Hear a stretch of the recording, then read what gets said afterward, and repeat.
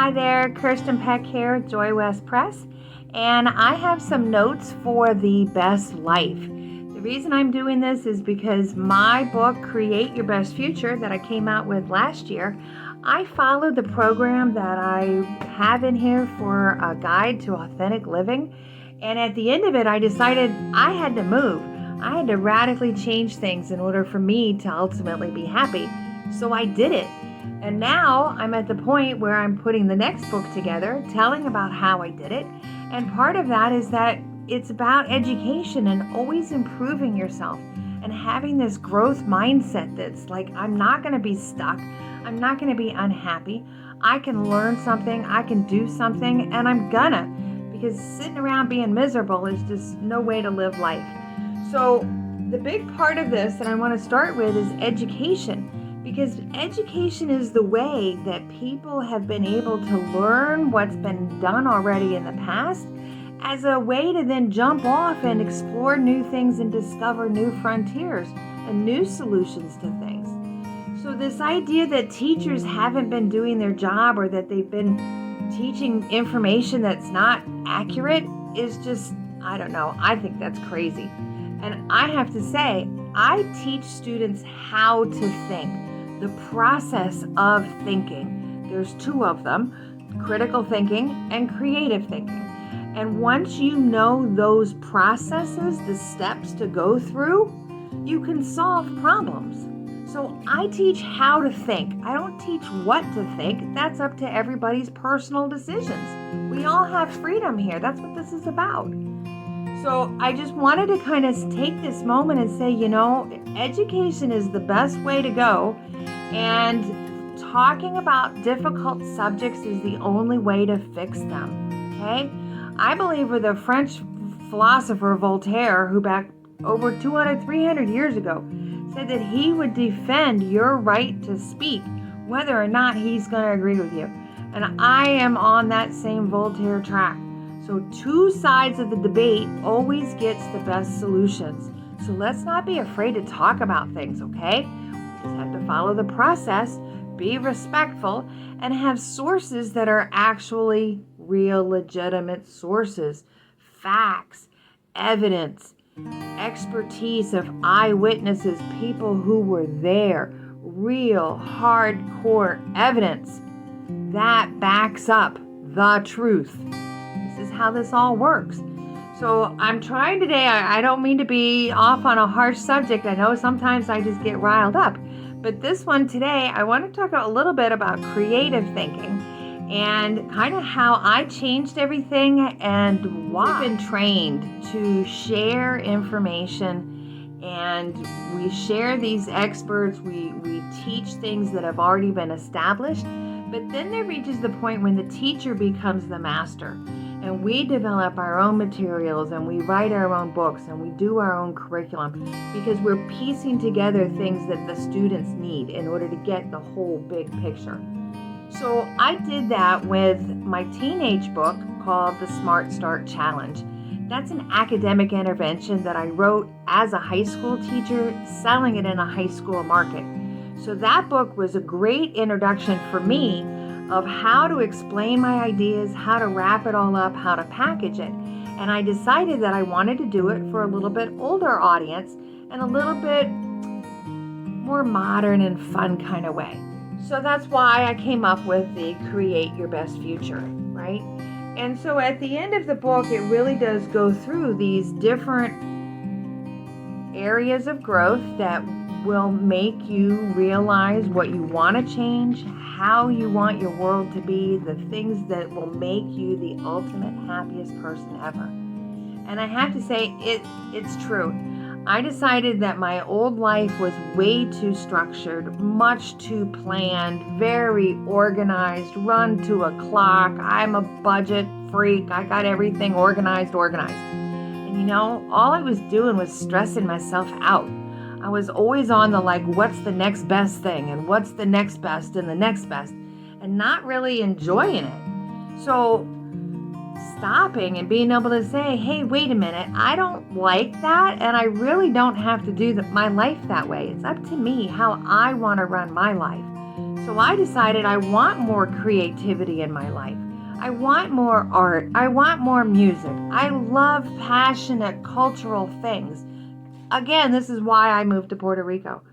So this balance in there between that structure of critical thinking and the flexible, creative, fun part of it, of life.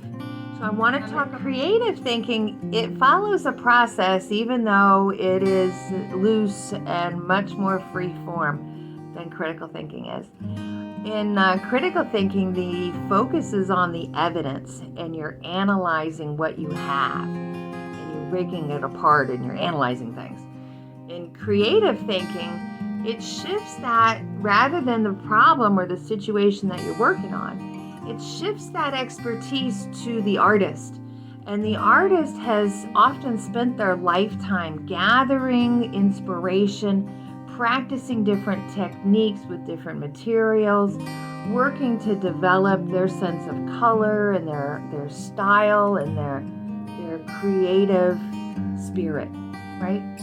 And the artist takes this huge background knowledge that they have within them, and they decide to create something that comes out of it. It comes out of nowhere.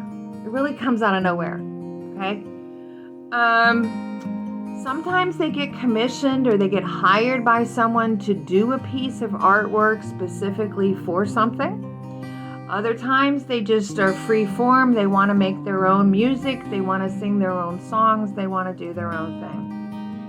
Regardless of the mission or the reason for what they're doing, they're always trying to make a statement by their piece of art that the viewer has an emotional reaction to.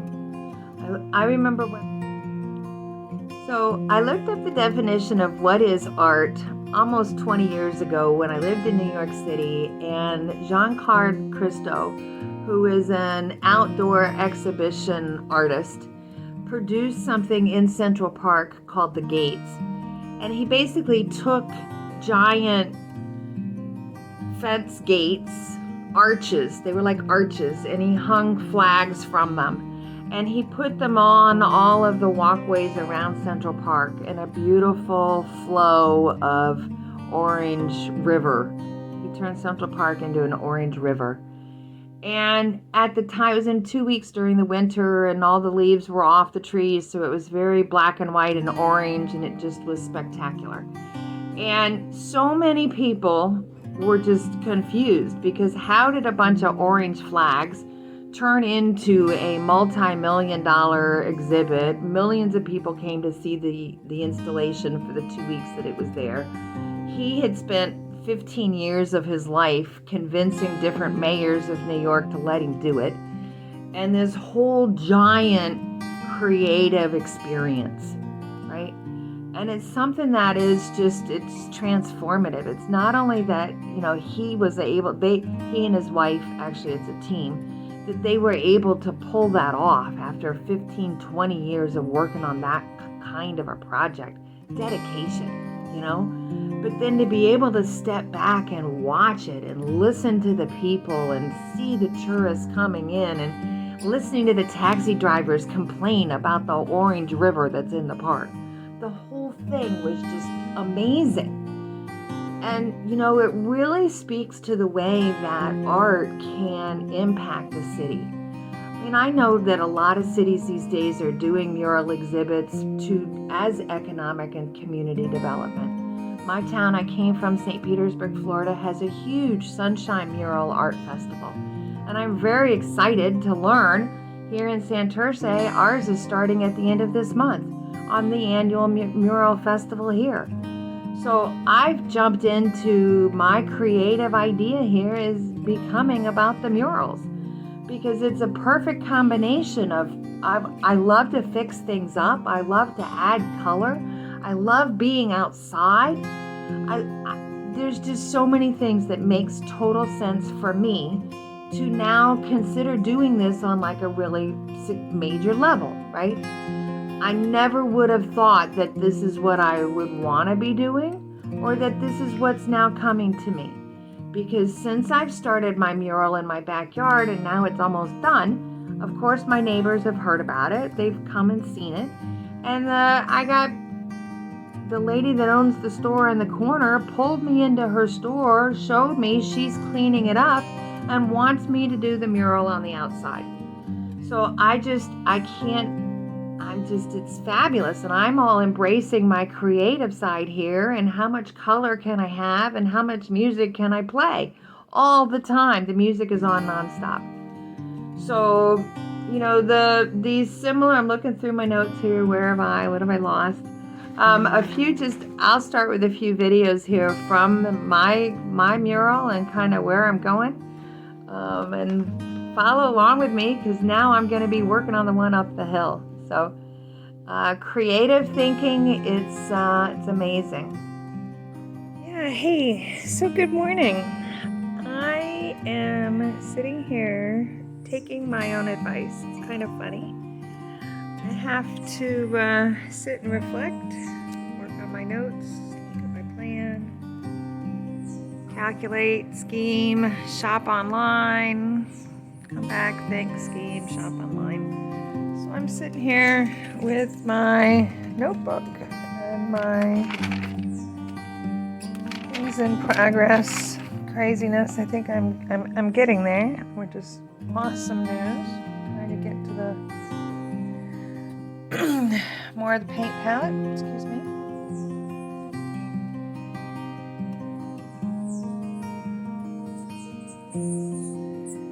Thinking about life and how I want to use this space. What dreams and what vision do I have? Kind of letting it come to me. And yes, of course, you have to see the Bad Bunny influence on my mural. I am fascinated by this young man and how he is taking the world by storm. I just was seeing some income statistics for him that are just phenomenal. And he's bringing Puerto Rican culture and music and life, just happy music life to everybody. And now he's wrestling and all craziness. So creativity is a magical spark, and I really am encouraging you to take some time to look at some art, to listen to some music, and even get out some crayons if you have them, because that's what you gotta get it going. Okay, talk to you later. Bye.